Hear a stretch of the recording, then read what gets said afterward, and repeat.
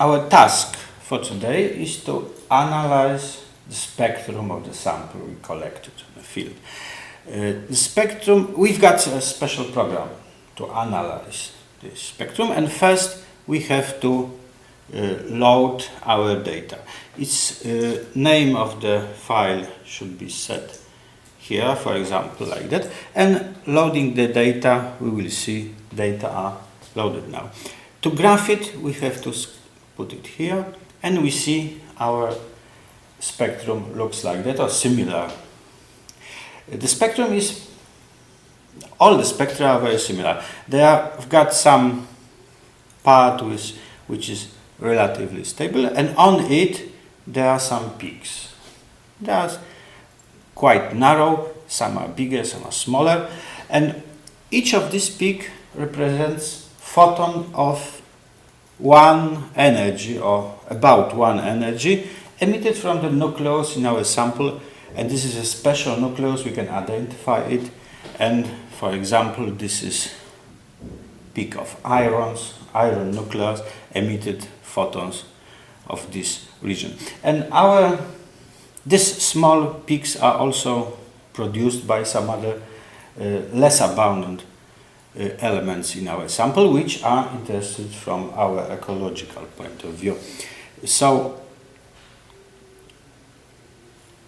those peaks are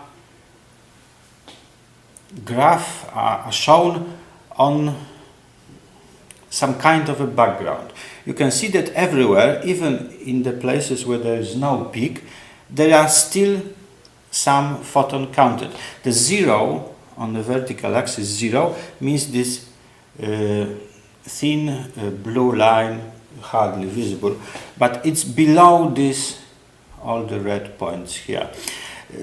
It means that all the time to our detector comes photons from, gamma photons from other places. They are come from cosmos, they are found from the radioactive elements in the earth or in the walls, everywhere. And they are not interested for us. We are not interested in them. We have to subtract this background from our results. So we have to estimate it. It's hardly to estimate the background in this region because there are too many peaks. It's hard to resolve. This big peak here is an apparatus effect, which is by itself, it's a background. It's not physics in there.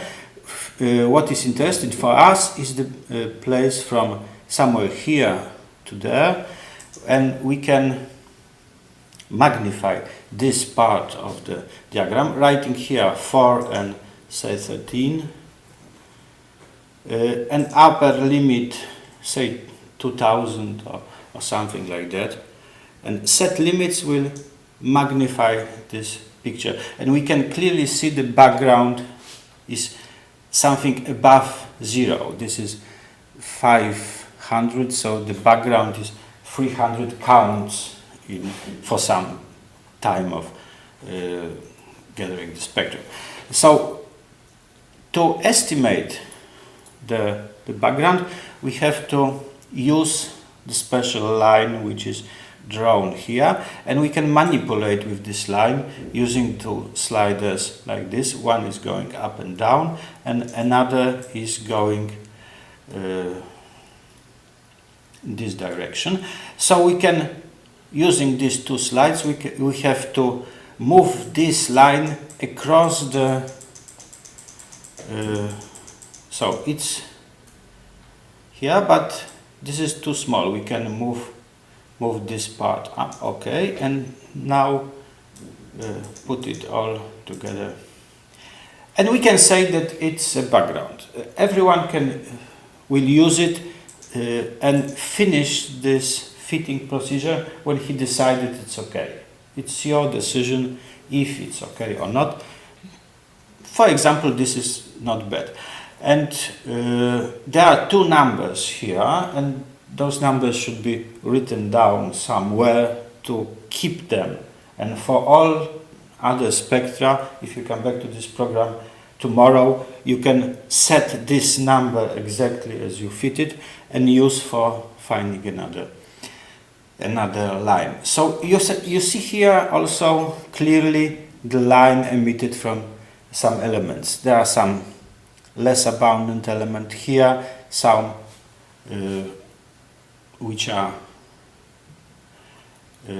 more abundant. So we can, our activity will be to find how many photons of energy around, for example, around 7 are in this peak, above the background. The background will be subtracted. So on the list of elements, we are in the instruction, we choose one element. For example, we choose this big, say, it's iron peak, 6.4, something like that. We write here the limits for the x, say from 6 to 7, and the vertical limit, say 2000 or maybe 10,000 is okay. And it's the same peak which was there, magnified in this direction, and we see here the shape of this peak, and we see the background. The background is quite substantial even there. Now we have to move line which will describe the shape of this. The line could be taken from we can use one of the three here. Each line is described by 3 parameters, so we can, second named położenie, it describes the position of the peak. So if we are moving the position around the 6, the line goes here, and it's quite close. We see that we can move it a little bit higher. This is the slider called wysokość, and now we can.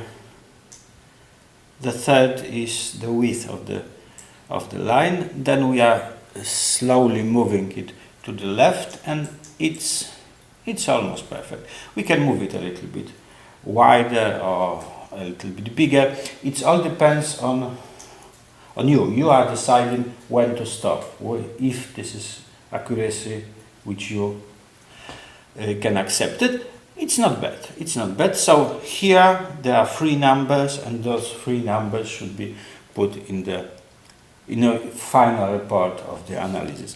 And then you can come back to another element from the list to put the limits for this element, fit like this the curve which is there, and after taking all the elements you will get the final analysis, final data from this point of the field you gather this sample. Then you go to another sample, measure another sample, and all this big work give you the final report of the position of the relative abundance of each element in different position. So that's it.